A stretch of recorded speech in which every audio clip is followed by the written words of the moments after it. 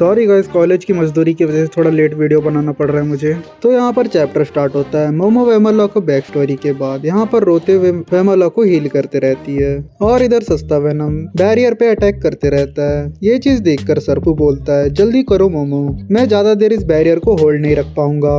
ये बात सुनकर मोमो सरपू को बोलती है कि मुझे थोड़ा और वक्त चाहिए वेमोला को हील करने के लिए। सरपू मोमो की बात सुनकर सरपू बोलता है ज्यादा टाइम नहीं है मोमो हमारे पास, जल्दी करो जो करना है, वैसे भी हमारा टाइम वेस्ट बहुत हो रहा है अभी। टाइम थोड़ा जैसे ही बीतता है यहाँ पर सरपू अपने सलवार से हथियार निकालकर वेमोला के ऊपर अटैक कर देता है उससे। इतने में यहाँ पर वेमोला का गेम ओवर हो जाता है। ये चीज देखकर मोमो सरपू पे गाली देती रहती है और उस पर गुस्सा करती है, लेकिन इतने में हम देखते हैं वेमोला अपने आंखें खोलती है जिसको देखकर मोमो शॉक हो जाती है। इतने में जो मोमो गाली देती रहती है सरपू को, इतने में सरपू यहाँ पर भगवान बन जाता है इन लोगों के लिए। तो यहाँ पर सरपू बोलता है वो इंजेक्शन मैंने तुम्हारे लिए बचा के रखा था मोमो, ताकि मुश्किल वक्त में मैं तुम्हें हील कर सकूं, लेकिन वो इंजेक्शन अब वेस्ट हो चुका है जो कि मेरे पास सिर्फ एक ही था। ये बात सुनकर मोमो रोने लगती है और सरपू को बोलती है कि कोई ना सरपू, चलेगा मुझे, यहाँ पर तुम्हारा इंजेक्शन वेमोला के तो काम आया।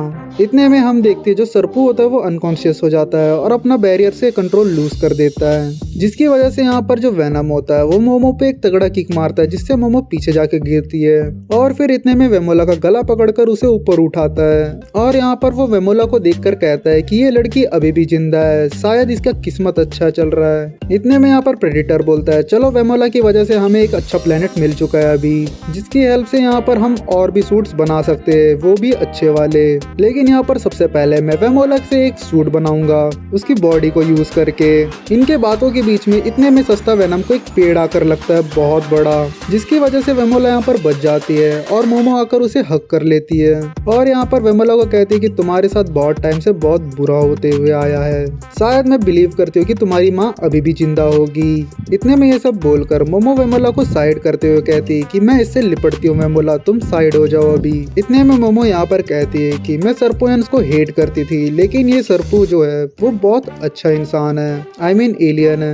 इतने में प्रेडिटर बोलता है चलो बहुत बढ़िया है, अब मुझे तुम्हारा बॉडी चाहिए जिसकी हेल्प से मैं एक बहुत बढ़िया सूट बनाऊंगा।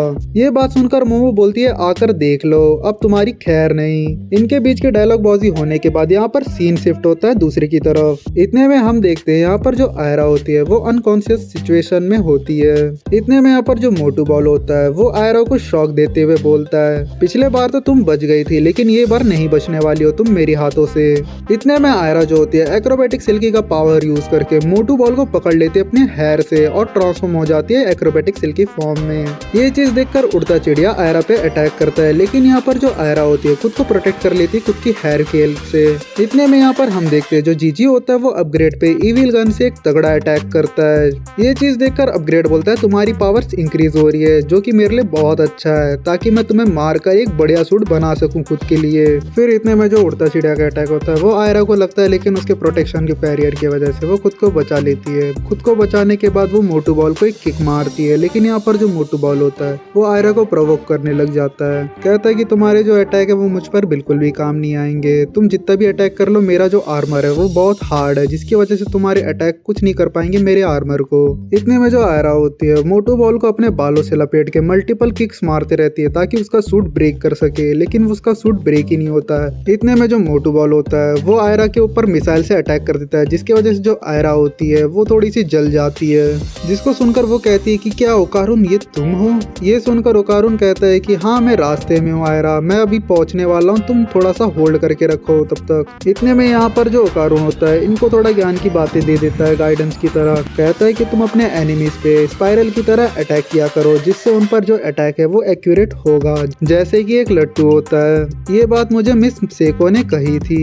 ओकारुन की बात सुनकर जीजी और आयरा दोनों अपने अटैक को स्पाइरल की तरह यूज करते हैं, जिससे उनका जो अटैक होता है वो उसका पावर बहुत ही बढ़ जाता है। यहाँ पर जो जीजी होता है अपने इविल गन को एक स्पाइरल की तरह यूज करता है, जिससे यहाँ पर जो अपग्रेड होता है और उड़ता चिड़िया होता है दोनों की फटके हाथ में आ जाती है और दोनों के ऊपर तगड़ा अटैक पड़ता है। और दूसरी तरफ यहाँ पर जो आयरा होती है अपने हेयर को एक ड्रिल मशीन की तरह राउंड स्पाइरल मोड में घुमाते हुए मोटू बॉल के सूट को फाड़ देती है, जिससे मोटू बॉल जो होता है वो टपक जाता है और यहीं पर जाकर चैप्टर एंड होता है। सॉरी गाइस, नेक्स्ट वीडियो भी मैं मंडे तक डाल दूंगा क्योंकि मुझे ट्रैवल करना है ट्रेन में अभी।